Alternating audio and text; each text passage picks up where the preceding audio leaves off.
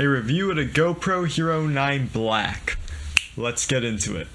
So, I am Ryan Creates, and today I am bringing you a fine piece of technology known as the GoPro Hero 9. Now, I first want to get into the unboxing.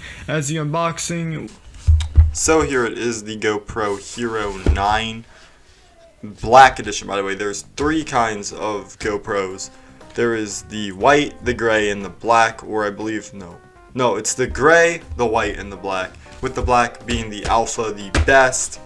And just taking a look at all of its different features, I already went over these of course, but it also has an app as well, so that you can record and live stream off your phone from your GoPro camera or action camera, which is awesome. So again, here's all of the components that it comes with. You got the action camera itself, one rechargeable battery, a bolt, a clip for your bolt, a clip attachment point that actually has a very sticky side to it, a charging cord, and the case, which you guys can see right here. So let me go ahead and open this up and unbox this baby, because I am so excited. So it looks like in the back we have a tab here. Just probably could have done a lot better of a job with that, but that was my fault. So open that up.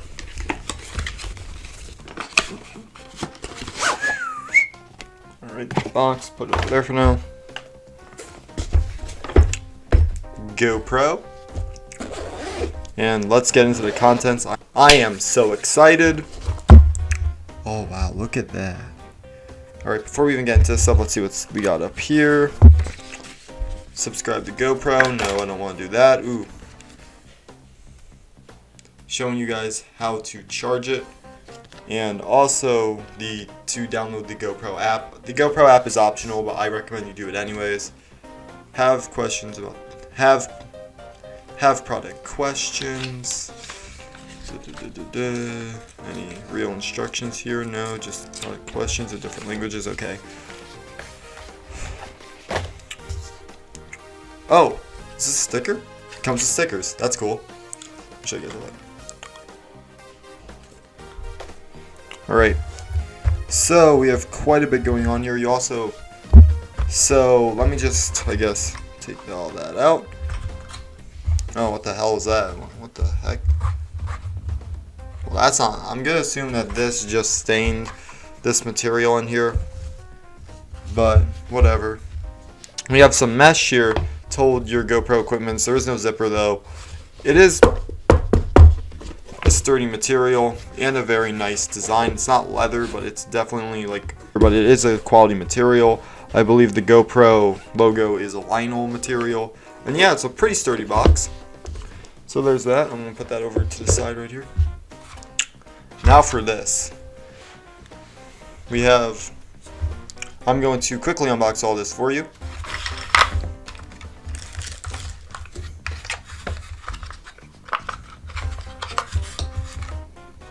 And of course, the GoPro Hero 9 Black. Carefully take that out.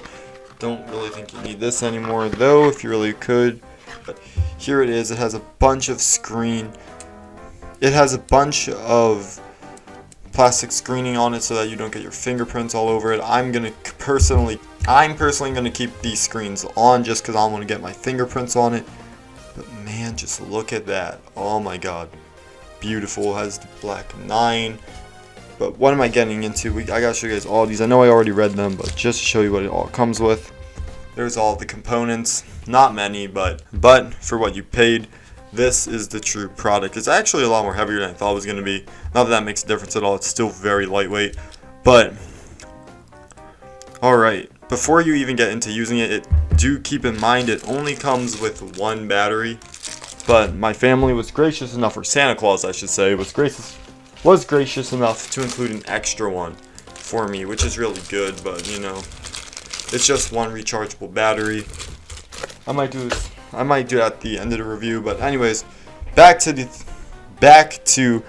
the main product at hand, the GoPro Hero 9 Black. So, going over a physical overview of the GoPro Hero 9 Black, we can first start with the front. The front has a lens that has a protective cover that can be removed and can be replaced if needed to. It also has a new innovation here, the screen. The front screen allows you to see exactly what's going on right in front of your face, which is something that past GoPros didn't have.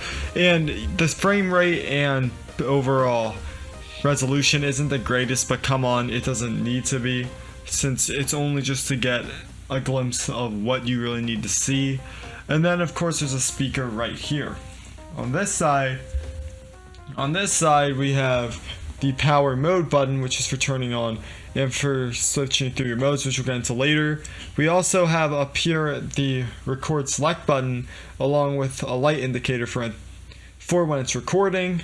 And then we have the back screen that also has a light right here to indicate recording as well. The bottom is pretty cool because we have these two little flaps and they come out pretty easily so that you can put your GoPro attachment points to, and also has some sneaky little speakers on the bottom. Also, if these break, don't worry, because there is screws here so you can screw out and replace it, which is always nice. And then coming to this side, you just pull down on this, pull up, and then we have the battery in here along with where you insert your micro SD and a charging port, which is nice. It also has rubber up here not only to keep it in place, but also to keep moisture from getting in, which is always good. So we have our resolutions. We got 2.7, 4K, and of course our 5K resolution. As you guys can see, for 5K, we can only go up to 30, or else it instantly sets us to 1080p, which is nice, so there's no 720. This thing's got what it needs. So as you guys can see here, we have 5K 30, and then 4K 60. Personally, I would rather have the frames over the overall resolution, because, again, especially if your editor already can't be in... Especially if your editor or your computer doesn't have the processing power to be able to, or just doesn't have the availability for 5K processing, which I don't know any are, but say you're in that situation, 4K honestly is just more superior. Now when it comes to resolutions, I personally am going to say 5K isn't the greatest jump in the world, especially if you're only getting 30 FPS out of it, since 4K 60 really just seems like a better buy. Since 4K 60 does really feel like a better buy, since you're getting more and you're not using up as much space, you could say, but you still get the frame rate, which is what really is good, because yes, your 5K might have 1,000 extra pixels, but what does it matter if your frame rate is choppy, you know what I mean? So the FPS boosts and drops are mainly your preference. Some people like recording longer sessions, so I can definitely understand why you might want to set it more towards 1080p or 2.7K, or maybe in 4K if you actually do have enough memory. But there are micro SDs designed for GoPros, which you should definitely check out. And now we're going to get into elemental handling.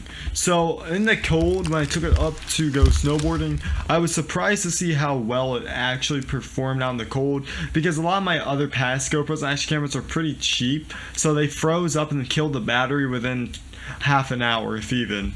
And it really sucked. But the GoPro Hero 9 has changed this, because its elemental handling with cold is really good.